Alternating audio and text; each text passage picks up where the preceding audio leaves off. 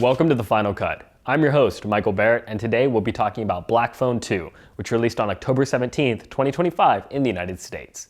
The film was directed by Scott Derrickson, best known for the first Black Phone, Sinister, and the first Doctor Strange film, and once again stars Ethan Hawke, Mason Thames, and Madeline McGraw, returning from the original film. While the first Black Phone was based off a short story by author Joe Hill, the sequel is a completely original concept, although Hill was still involved in its development. The story picks up 4 years after the ending of the first film, with Finney and Blake once again facing the returning threat of the Grabber, this time from beyond the grave. The biggest shift between films is the setting. Gone is the small-town atmosphere of the original, and instead the story unfolds at a snowed-in youth camp called Alpine Lake, with the characters trapped there during a blizzard.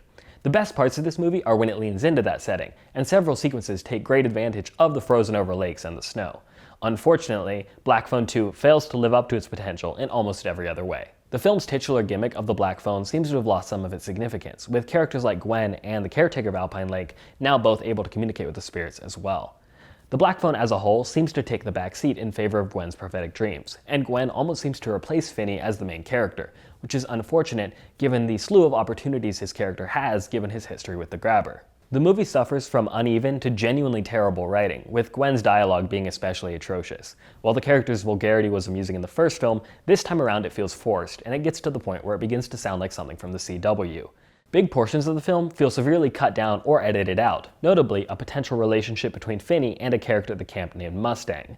The movie has a problem with being repetitive as a whole, and makes a confusing choice to limit the Grabber's presence so that he can only appear when Gwen is asleep. While Ethan Hawke brings his A-game, the movie shackles him in a story structure which prevents him from doing anything interesting. By the end of the film, Black Phone 2 feels like it's running on fumes. While the movie isn't a complete misfire, it is a frustrating one, and overall I'd have to give it a 2 out of 5 missing kids. I do hope a third film materializes, but I just hope that next time the Black Phone rings, a different filmmaker will answer the call. But that's all I've got for you today. I'm Michael Barrett, and thanks for tuning in to The Final Cut.